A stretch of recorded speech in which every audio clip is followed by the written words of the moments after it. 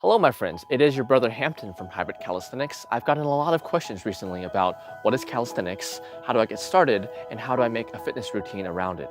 First of all, some of you were embarrassed to ask these questions, but don't be, because it's actually my privilege and honor to introduce you to calisthenics. In this video, I'll do my best to summarize my answer, but I want to give you guys the best information, so it's really going to be the first video in a series. So calisthenics is bodyweight exercise that you do with just your body and little or no equipment. Think push-ups or pull-ups. Specifically, what I do is progressive calisthenics, so after I master a certain form of exercise, I move on to a harder version of that exercise. I'll explain more later in the video.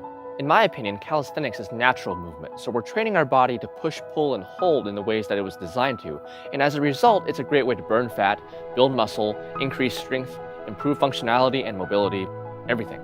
Guys are usually interested in it because it helps them build strength and muscle, and it trains them to use that strength in a way they might not get from just lifting weights. Women often ask me if it'll help them burn fat and stay lean, and yes, for many reasons, but really building that extra little bit of muscle will make your body more calorie intensive. You'll require more energy just to operate, so you'll burn more fat just naturally. You don't have to worry about becoming too muscular. Calisthenics in general usually builds a very lean, athletic-looking physique, and really no one really becomes too muscular overnight by accident, so you won't wake up and look like the Hulk.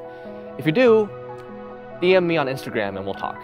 And just for everyone, it's a good way to maintain your body. A lot of the problems I get messaged about, like back pain, joint pain, lack of flexibility, a lot of this can be fixed by following a good calisthenics routine like the one I'm about to show you. So first, we're going to discuss 5 exercises that when taken together work the entire body. And second, I'm going to help you find a version of these exercises that works for you. Usually it ranges from very easy to very difficult. And third, I'll tell you when to program these exercises, when to do them, and how to do them. The 5 exercises we'll do are push-ups, pull-ups, squats, leg lifts, and bridges. Now, while these exercises all target a different part of the body, they're all compound exercises, so they'll train the body to work together and they'll all work the entire body somewhat. The next step is to find a version of these exercises that works for you and work it hard until you're strong enough to reach the next level. You should think of these levels the same way you think of weights in weightlifting. After we master a certain weight, we can move on, but there's always going to be a weight and a level that can challenge you. Before I cover the exercises, I want to tell you that I try to pick names that you can easily Google and start using now, but I plan to make 5 different videos that cover these exercise series that show you how I would progress. So if you can't do regular push-ups yet, you can try doing wall push-ups, incline push-ups at chest height, incline push-ups at hip height, knee push-ups, and then your regular push-up. And from there, you can move on to arrowhead push-ups, uneven push-ups, and archer push-ups, and finally, different versions of the one-arm push-up. Similarly, with pull-ups, which many people can't do, you can start doing wall pull-ups, horizontal pull-ups at chest height, horizontal pull-ups at hip height, jackknife pull-ups, and finally do those until you can do regular pull-ups. From there, you can do narrow pull-ups, one-hand pull-ups, archer pull-ups, and start working towards a one-arm pull-up. Leg raises are an excellent progressive way to work the core, and many people are stronger here naturally, but if you can't do regular leg raises, you can do knee tucks, knee raises, bent leg raises, and finally work the leg raises. And from there, you can work up to a pull-up bar and start doing hanging knee raises, hanging bent leg raises, hanging leg raises, and then start working towards L-hold progressions, V-hold progressions, and then the hanging V-hold progression.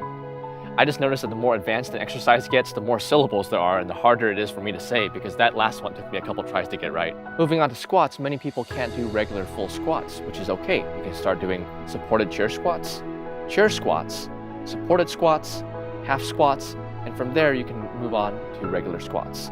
From there you can go to narrow squats, chair pistol squats, supported pistol squats, the half pistol squat, and finally the regular pistol squat. And finally, we have bridges to work our entire back and our spine. Bridges are great for a lot of things. If you know my content, you know that I love bridges. Now, it is a little bit harder for people to start doing bridges than it is for them to start doing the other exercises. So if you can't do the beginner levels yet, don't worry, your back is being trained through the other exercises. And when you're strong enough, you can come back and you can try these exercises. Just make sure you go slow and safe. So to build up to a regular bridge, you can do short bridges, straight bridges, feet elevated straight bridges, head bridges. Then from there, you can move up to regular bridges. And from there, we can do gecko bridges, wall walking bridges, closing bridges, and finally stand-to-stand bridges. Now, again, I tried to find names of these exercises that you can easily Google and research yourself, but some of them are a little bit more obscure. If you're confused, you can message me anywhere on social media, or you can wait for me to cover them in an exercise series. By the way, they're coming soon. Finally, let's talk about when to do these exercises and how to do them, because I know if I don't mention this, some people will do them every day and some people will never do them.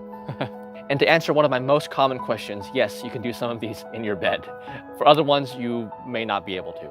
So my personal workout routine: on Mondays, I do push-ups and leg raises. On Wednesday, I do pull-ups and squats. And on Fridays, I do bridges, and I also train handstand push-ups on that day. You don't have to do the handstand push-ups yet, but the other parts of the routine are what I recommend for starting out. When doing these exercises, I focus on doing 2 hard sets, both as many as you can or to a preset standard. So for example, if you're doing push-ups, you might do as many as you can, or 21, and then the second set may be 19. Your preset goal may be 2 sets of 25, and when you hit that goal, you can move on to a harder form of push-up. It may surprise some people, but these 2 hard sets are enough for us to grow muscle and strength and progress. We don't need to do many sets. Now, lots of people wonder why we don't do these exercises more often. Well, first of all, remember that all of these exercises are compound exercises. So while we're focusing on one once a week, different parts of our body are being used multiple times during the week. Second, we're cultivating fitness for the long term. So while some people, when they get motivated, they want to exercise every day, this usually only lasts at most a couple of weeks, and then they don't exercise at all. And it's better to find a fitness routine that's sustainable and we can use for years and years. And third, modern fitness culture really promotes the idea of pushing yourself and doing as many reps as you can, when really we heal and we get stronger when we rest. So we have to push ourselves to grow, but we also have to rest, and that's when we get stronger and better. So that's the general routine I recommend to everyone, and the one that I personally use. But after I finish the videos on the exercise series, I will make one discussing specifically workout routines for those that want to exercise more and for those that want to exercise less. So friends, that is the video. I hope you liked it. I did my best to cover everything. I know I probably left some things out, so please let me know if you have questions. Let me know what you think, and we'll talk soon.